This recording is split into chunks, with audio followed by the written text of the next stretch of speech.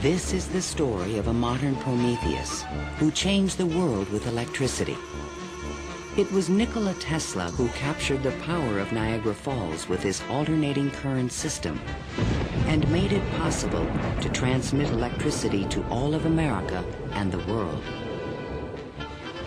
It was Tesla who patented the technology for wireless communications that is used in all radio and television broadcasting. His incredible legacy can be seen in everything from remote control to neon and fluorescent lighting, X-rays, guided missiles, and even the Strategic Defense Initiative. Yet somehow history has overlooked this remarkable man.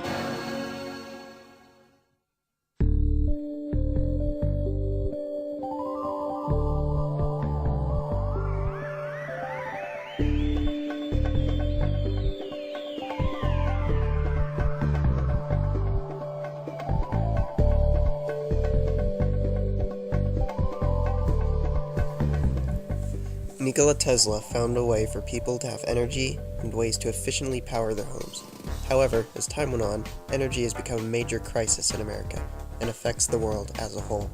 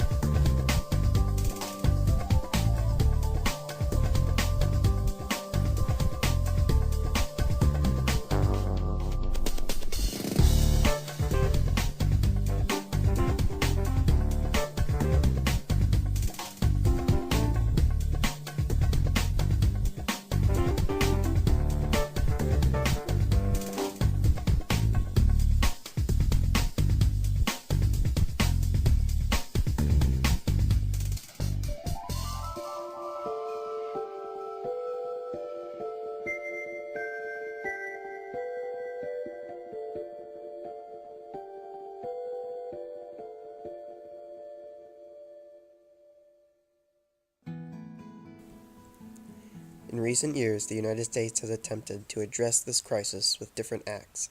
In 2007, the Energy Storage Technology Advancement Act was passed. This piece of legislation created programs for research and development in storage systems for energy, materials, thermal behavior, and reusable energy sources, made to be carried out by the Secretary of Energy. MIT chemistry professor Daniel Nocera's recent discovery of a unique way to store solar energy could revolutionize how we power our homes. There's a way, there's a lesson to be learned from nature. There's all those little green things out there called leaves on plants. They store energy all the time because they need to live when the sun's not out. And the way they do that is they do it in photosynthesis. In around 1 hour, the amount of sun that hits the face of the earth is what we use an entire year globally for our energy. Our discovery is we figured out how to split water to hydrogen and oxygen and to do it efficiently and to use earth-abundant materials, and you can easily manufacture it. And what's special is you can do it in a glass of water at atmospheric pressures and room temperature. The new Energy Reform Act of 2008 was an attempt to solve the energy crisis as well. The goal was to make a compromise between Republicans and Democrats. The legislation increased offshore drilling, recycling of old nuclear fuels, strong conservation of energy independence measures, and requirements for oil companies to pay fair market values.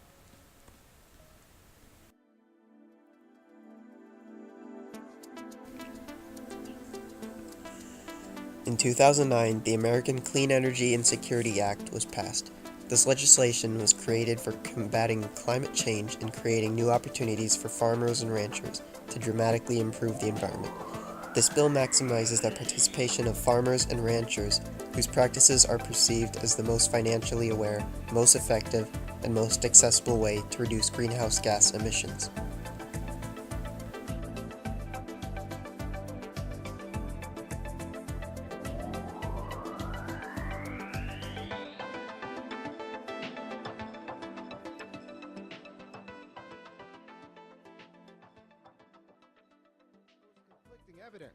The Democrat-controlled House narrowly passed a climate change bill in June. President Obama reinforced that it would create millions of stay-in-country jobs.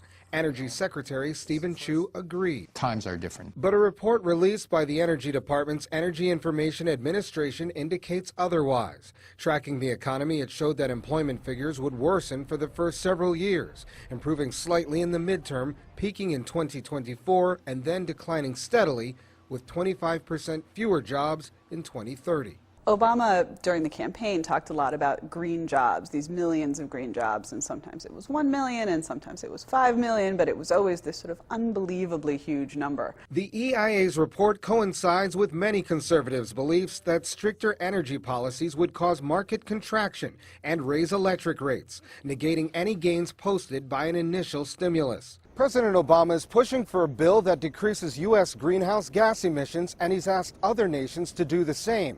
But countries such as Brazil, India, and China have been less than responsive to the request, saying they shouldn't be pinned down by U.S. standards. The nations will attempt to solidify an agreement at a December meeting in Copenhagen. The Senate is still working on its version of the climate change bill. The idea is not to hit people all at once and turn gas prices into the same as they are in Europe. The idea is to gradually get people used to the idea that gas isn't as cheap as it seems. If the bill finally makes it to President Obama's desk, jobs creation won't be on autopilot. Constant stimulus spending evaluations will be necessary to avoid a waste of time and energy. Based on statistics from the U.S. Census Bureau, the U.S. ranked second in 2009 for the highest carbon dioxide emissions from the consumption of fossil fuels. Data from the U.S. Energy Information Administration shows that as of January 2010, the U.S. produces over 71 quadrillion BTUs of primary energy, but we consume almost 100 quadrillion BTUs of energy. A BTU is a British thermal unit that is approximately the amount of energy required to heat 1 pound of water 1 degree Fahrenheit. The U.S. Environmental Protection Agency predicts that greenhouse gas emissions will rise in the future, but that it may be reduced by ongoing efforts to increase the use of renewable energy resources and technologies.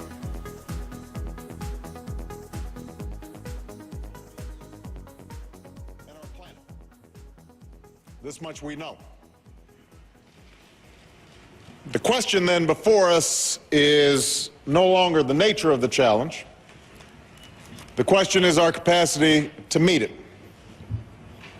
For while the reality of climate change is not in doubt, I have to be honest, as the world watches us today, I think our ability to take collective action is in doubt right now. And it hangs in the balance. I believe we can act boldly and decisively in the face of a common threat. That's why I come here today, not to talk, but to act.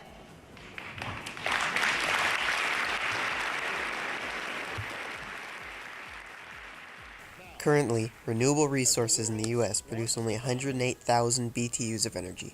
If more money is invested in the use and development of these sources, they could eventually rival the production capacity of fossil fuels and other non-renewable energy.